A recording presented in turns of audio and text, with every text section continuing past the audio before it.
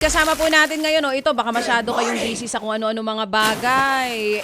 Bumababa po o posibleng mapunta sa critical level ito pong tubig dyan po sa Angat Dam. Patuloy nga daw po ang pagbaba ng water level nito at posibleng umabot sa 160 meters, which is yun yung kinoconsider nila na low level na mga kapatid. Kasama po natin ngayon ang Executive Director ng National Water Resources Board o NWRB, si Sir Dr. Sevilio David Jr. Doc, magandang umaga po.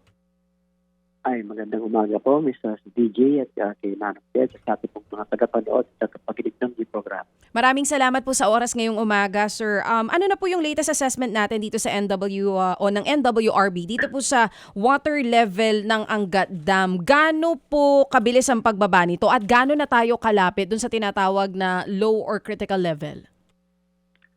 Opo, no? So sa ngayon po ay nasa 162.94 meters po, no, ang level ng Angat Dam. At ito po ay sa mga araw, no, halos sa mga kalahating metro po, no, ang ibinababa, no, ng level ng Angat Dam. At ayun nga po, sa ngayon ay wala pa hong mas mababa pa po, no, sa normal na mga pag-ulan ang nararanasan dyan sa watershed ng Angat. Kaya patuloy po siyang bumababa. At sa nga po ay lumalapit na siya, no, doon sa critical level na tinatagurian natin ng mga 160 meters level po. Oo. Sir, dahil po sa patuloy na pagbaba ng water level dyan sa Angat Dam, ano po ba ito? Dapat ba maghanda na po yung mga residente, especially Metro Manila na sinusuplayan nitong Angat Dam, sa posible pong water interruptions?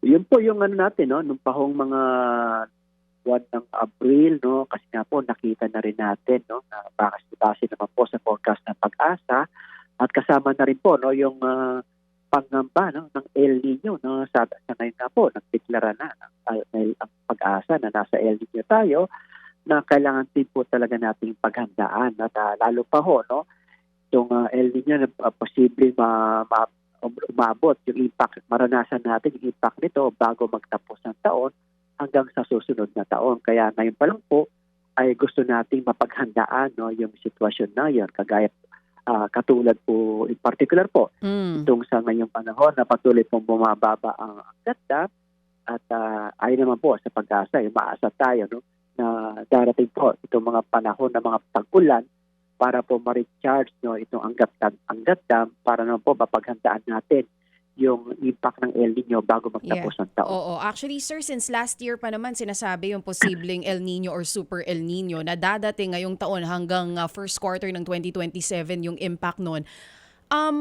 So, yun nga po ulit, babalik ako dun sa tanong ko kanina, magkakaroon po ng water interruption, sigurado po yun. Kasi nag-announce na rin po na yung water allocation ng mga sinusuplayan nitong Angat Dam, posible daw pong bawasan na sa mga susunod na araw. Tama po ba ito, sir?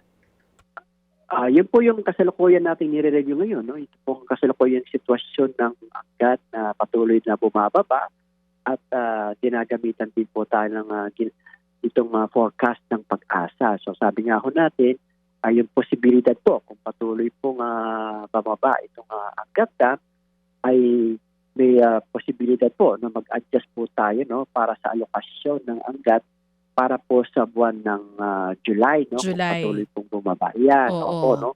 Kaya po ito po ay abiso na rin, no, sa mga kababayan po natin na mas magandang paghandaan po natin ito at paigtingin, no, yung kampanya po natin na tamang paggamit po ng tubig para naman po ay at least ma-conserve natin, no, yung kasalukuyang limitadong supply po, no, ng tubig na sa Angat Dam na siyang pangunahing na pagkukunan ng tubig po natin.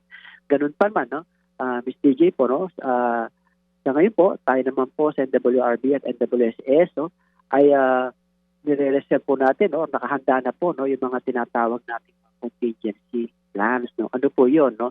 Ito po yung mga pasilidad, no, na posible pong dagdag, no, makatulong, no, ng makapagkuhanan ng karagdagang tubig kung sakali pong at makatulong din, no, doon sa kasalukuyang sitwasyon po ito. Mga ilang po ito, itong mga deep wells po dito po sa Metro Manila, no, pinayagan na rin po natin ng NWSS at ng konsesyonaryo na ano po, no, na i-activate na at i-operationalize na para na po makatulong sa kasalukuyang sitwasyon.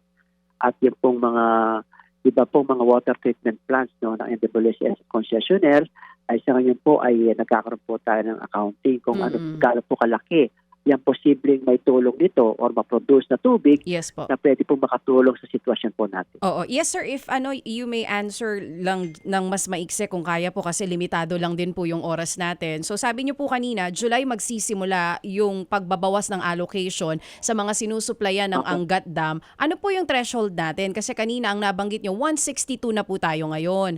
Ang low level ay 160. Medyo malapit-lapit na po yun. Magsisimula to sa July, tama po sir.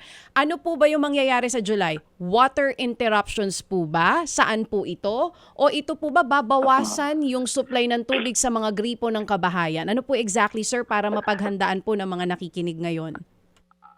Opo, no? Sa ngayon po, ang magiging senaryo po, no, pagkabawas po tayo ng tubig na by July, ang nakikita po natin na magiging senaryo dyan is magkakaroon po ng mga una po, yung mga pressure, magbabawas po ng pressure sa mga kabahayan. No? So yan po yung una nating makikita maging epekto nito, no? At yun nga po, yung ibang areas po ay yung possibility po na magkaroon ng rotational interruptions. Pero ang sabi nga ho namin with NWSS, usapan po namin ay kung magsasagawa ng ganong mga aktibidades ay ito po ay mangyayari, no, doon sa tinatawag nating mga off-peak hours o yung mga gabi po na hindi po malaki maging epekto sa mga kabahayan po natin. Oo, saan pong area po ito kung sakali man sir? Sa buong Metro Manila po ba yan? Outside Metro Manila, yung binabanggit nyo na may possibility na babawasan yung allocation at may possibility rin ng water interruptions during non-peak hours ng paggamit ng mga residente. Saang areas po ito? Sa ngayon po, no, ayon po sa pakikipag-ugnayan natin sa WSS, ang nakikita po natin ito yung mga lugar na medyo matataas at medyo malalayo pa ho, no, sa mga main lines po, no, ng konsesyonaryo, no, sa bandang parte po ng I think Manila po, mga ilang lugar po sa Manila at mga bandang ano po yan, no, mga Caloocan po. Manila at Caloocan lamang po. Sa ibang mga lugar po ng Metro Manila, wala na po sir? Yun lang, Manila at Caloocan? Sa ngayon po ay iyan na po natin, kakausapin po natin ang NWSS kasi sila po yung mas yung may detalya po itong mga lugar na posibleng maapektuhan po. Ang magandang itanong dito kay Doktor, worst scenario. Ano po ang inyong worst scenario at handa na po ba tayo sa worst scenario? Opo, ang ano po nito, no, ang pinaghahandaan po natin is yung patuloy na pagbaba, no, na Angat Dam. Yes sir, we know po Doktor, opo, we know. Pero yung ano ang worst scenario, as in worst scenario po, alokasyon ng tubig sa concessionaires, and then meron ng parang kuryente, meron na rin po kayong water interruption schedule. Ito ba yung worst scenario? Do you see is it possible na mangyari? Tama ho ba yun? Yun ho ba muna ang worst scenario? Opo, no, yung worst scenario po natin, magkakaroon po ng mga rotational, no, water interruptions po, no. Yan po yung gusto na iniiwasan po sana natin, at kaya nga po itong mga ibang mapagkukunan ng tubig bukod po sa Angat Dam ay inahanda po natin at nakahanda na rin po. Yung nga po, no, sana nga po hindi mangyari yan, pero alam niyo ho, wala ho magagawa itong NWRB na to. Kasi, ano ho ito ulan ang tangi na makalulutas sa problemang ito. Hindi po ba, Direktor, no? Doktor? Tama po yun, no? Manong Ted, napaka-importante po, no? Itong mga pag-ulan, no? Siya po naman mga nagre-recharge, no? Ng mga dams po natin. Kaya nga po, ang pinaghahandaan po natin, kung sakali mang hindi pa ma-delay, no, yung mga pag-ulan, ay yung mga ibang mga water sources na pwede po natin papagkunan, no? Kagaya po ng Laguna Lake, yung mga deep wells po, no? At Manong Ted, napaka-importante rin po sana sa mga kababayan po natin, no? Itong mga pag-ulan dito sa mga Metro Manila ay kung pwede po natin ipunin ito, no, at magamit, no, sa ibang Opo.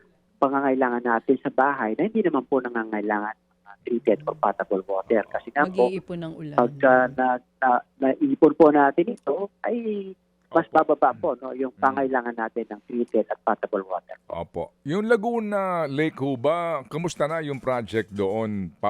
Kailan pa ho ito magiging, when will this be realized? Sa Laguna Lake po, Manong Ted, meron na po mga operating na mga water treatment facilities ang mga concessionaires po. No? Diyan po sa may area ng Potatan, saka sa may area po ng Cardona. Ang sa kasalukuyang hinahanda po ay yung matatapos po bago magtapos ang taon hanggang early next year po. Ay ito pong may isa pa pong project dyan sa may East Bay ng Laguna. At ito pong sa may Upper Wawa po, no? So yung may water treatment facilities na rin po para i-treat po yung tubig na nanggagaling po dyan sa Upper Wawa Dam po na matatapos po bago magtapos ng taon. What I'm talking about is that yung yung maximization nito pong resources natin sa Laguna Lake. Kasi usually po ang problema dyan itong concessionaires nga, yung quality of water. Ang hirap ng treatment, di po ba? At kadalasan din po, humihinto yung kanilang proseso dahil sa napakaraming sediments at ilang pa mga storbo, di po ba? Tama po yun, Manong Ted. Ito pong water quality ng Laguna Lake. Isa po sa mga challenge, no, na kailangan din natin tingnan pagka sa tip po yan. No?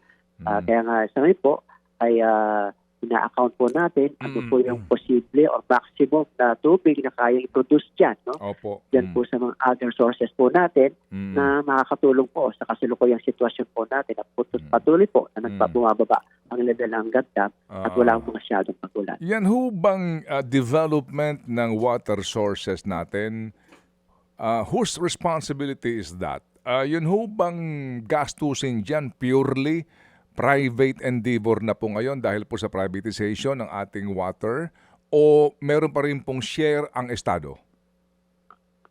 Sa ngayon po, Manong Ted, ang may responsibilidad po, no, sa pag-develop ng mga water sources po dito sa Metro Manila ay nasa pangasiwa po, no, ng MWSS. No? So malaki po yung papel, no, ng mga pribadong sektor, no, sa pagde-develop po dito mga additional na mga water sources po. MWSS is a GOCC. Tama po yun, Manong Ted. Okay. Opo. Pero ang GOCC po na ito, hindi ito pinopondohan ng GAA. Sa ngayon po, sa pagkakalam ko po, ang MWSS, hindi po yata. Pasensya na po. Yes, opo. Meaning, sila po ay, kumbaga, they operate doon sa kita nila sa concession fees, di po ba? Siguro po, Manong Ted, sila po yung okay. magko-confirm ng mga ganong klase. Ibang usapin po yun, no? But that's very interesting, kasi this will need money, no? As a matter of fact, may loan nga dito, di ba, yung sa China na hindi na natuloy, yung Kaliwa Dam.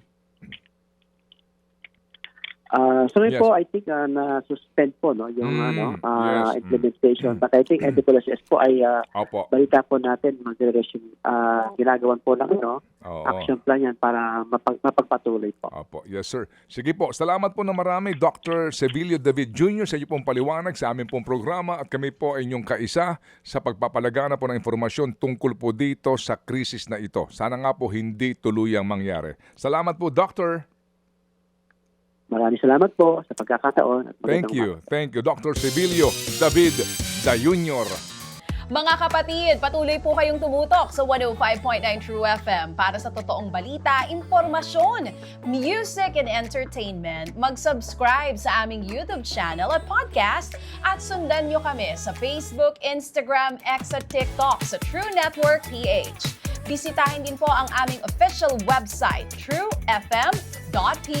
At panoorin din kami sa True TV Signal, Channel 19. Kami po ang 105.9 True FM. Laging true sa'yo, kapatid.